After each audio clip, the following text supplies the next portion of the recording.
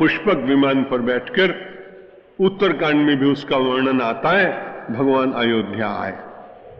इन सारे ग्रंथों से एक बड़ी वैज्ञानिक उपलब्धि दिखाई पड़ती है कि हम सब लोग अपने केवल आध्यात्मिक दृष्टि से बहुत श्रेष्ठ नहीं थे, बल्कि विज्ञान में भी हमारी बहुत गति थी।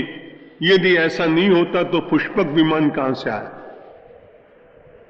आजकल भी कुछ लोग उसी प्रकार के नाम अपने अपने रखने लगे, लेकिन विमान की जो विद्या थी वो इस देश में पहले थी।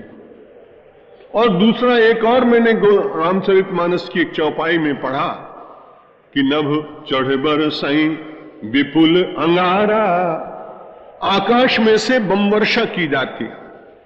ये पहले भी होता था। नभ चढ़ बरसई विपुल अंगारा, जैसे ही बम धरती पर फटता है उसमें से अग्नि प्रकट होती है। लेकिन विज्ञान अभी तक प्रकट नहीं, विज्ञान वहां तक नहीं पहुंच सका जहां तक रामायण काल में विज्ञान भारत का पहुंचा।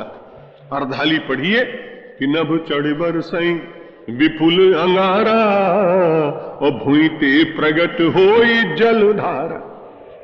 विज्ञान अभी वहां नहीं पहुंच पाया, नहीं तो ये युगोस्लाविया में जो कुछ हो रहा है ना, 1 मिनट में खत्म हो जाता।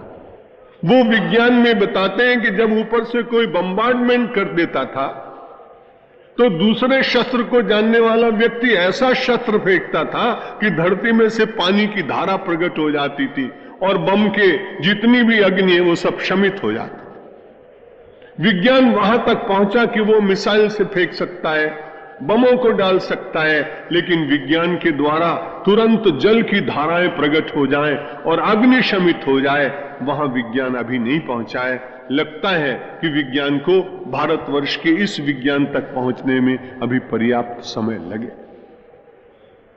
अयोध्या में भगवान लौटे और पुष्पक विमान के द्वारा लौट के आए।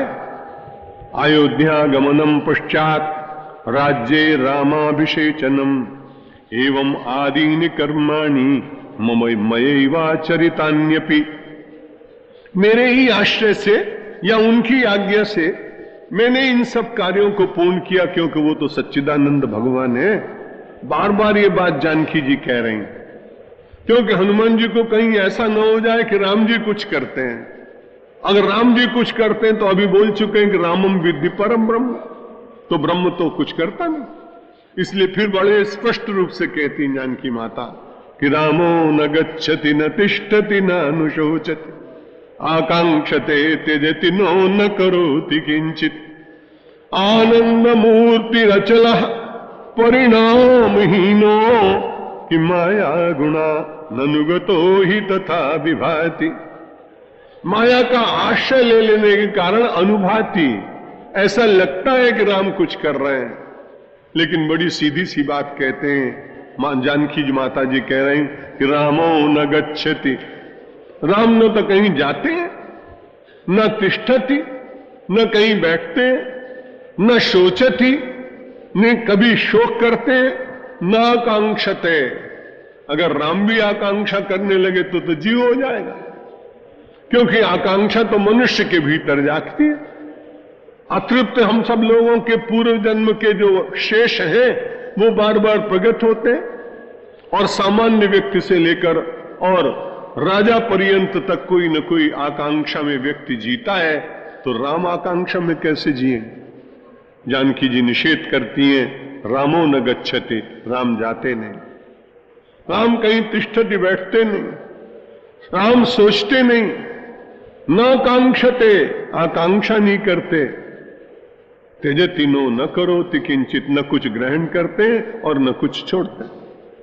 जहां ग्रहण भी नहीं है और जहां परित्याग भी नहीं। तो उन्होंने कहा कि जब ऐसा है तो है क्या राम? न जाते हैं, न बैठते हैं, न आकांक्षा करते हैं, तो भगवान है क्या? तो फिर पहले ब्रह्म बताया, और यहां जानकी जी कह रही आनंद मूर्ति, भगवान तो आनंद की मूर्ति। और मूर्ति शब्द का प्रयोग किया, बड़ा अच्छा किया। आप जानते हैं कि मूर्ति की जब प्रतिष्ठा होती है तो चलती नहीं है।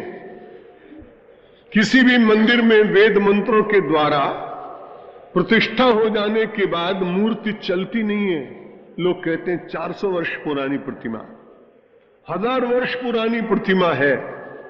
जैसे मूर्ति कहीं चलती नहीं है, और मूर्ति चलती नहीं है तो 1 करोड़ आदमी वर्ष में 50 लाख आदमी वेंकटेश्वर भगवान के दर्शन करने के लिए क्यों जाते?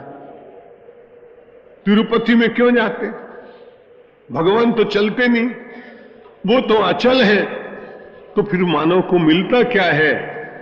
तब भगवान तो अचल है, लेकिन आपकी श्रद्धा उस मूर्ति में से आनंद और मनोरथ को पूर्ण करने के लिए स्वयं श्रद्धा उसके भीतर से कुछ खींच कर ले जाती है।